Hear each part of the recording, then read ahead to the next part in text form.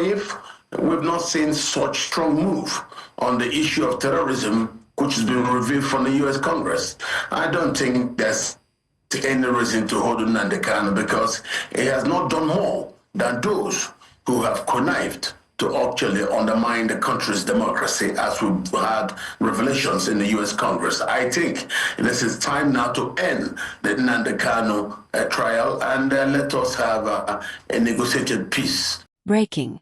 Nnamdi Kanu's trial to start afresh March 21st. Identity of new judge revealed. The leader of the indigenous people of Biafra, IPOB, Nnamdi Kanu, will appear before a new judge on March 21, 2025. Kanu will appear before Justice James Omotosho of the Federal High Court in Abuja. Speaking with Daily Post, Kanu's lead counsel, Aloy Ejemaker. There's no way this case could have gone on anywhere, because in the first place, the court had lost jurisdiction to sit over this case since September last year. So we came here today on a limited appearance. We appeared under protest out of utmost respect for the judge and for the court, to listen to the court as to the reasons why we were invited. Said the legal team is primed and ready. Ejemaker, however, disclosed that Kanu's legal team has not been served with the charges he would face before Justice Omotosho. Kanu has been facing charges over his pursuit for the actualization of Biafra. In September 2024, Kanu had challenged Justice Binta Nyako of the Federal High Court in Abuja to recuse herself from his trial. Following his call, Justice Nyako recused herself, but the chief judge of the Abuja Federal High Court rejected her decision. In December, Justice Nyako adjourned Kanu's case indefinitely. Against this backdrop, Kanu vowed never to appear in court until an impartial judge is appointed to preside over his case. Ejemaker said, "It's now official that Onyendomotsi Nnamdi Kanu shall appear before a new judge on March 21, 2025. It's a milestone, and we are primed and ready." Earlier on the news, we told you that the Federal High Court in Abuja has reassigned the terrorism trial of Nnamdi Kanu, the leader of the indigenous people of Biafra, to a new judge, something that Nnamdi is thankful for. So to help put this in proper perspective, we're being joined by a public affairs analyst, Kaj Ononuju.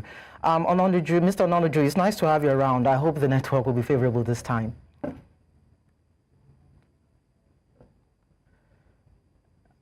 Mr. Akach, can you please say something? Thank you very much for having me. All right, good. We can hear you now. So earlier on, I asked that, I said that this case around Nnamdi Kanu was dragged on for too long, but now that the case has been reassigned to a new judge, is there any difference that we are going to see in this trial? Yes, I believe so. I think now that we have a brand new judge, it signals the seriousness of the federal government to actually try a brand new strategy. You know, I think President Buhari and his gang had inclusive in their strategy.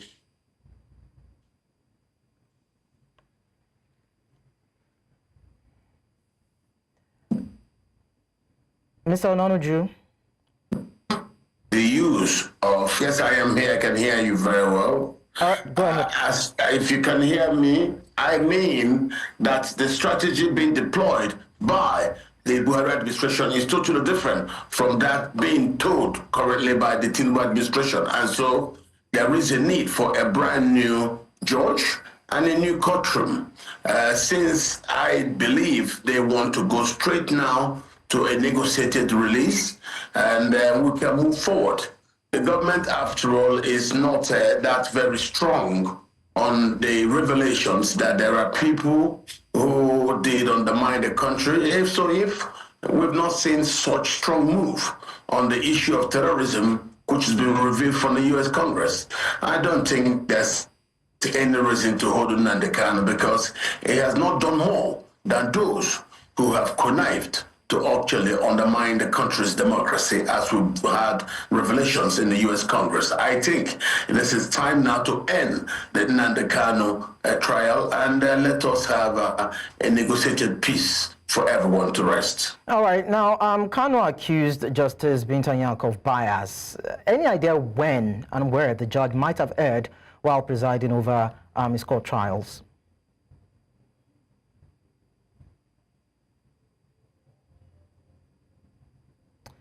Well, you could see that simply there to do everything that the Buhari administration wanted, and I don't think they were ready for a trial.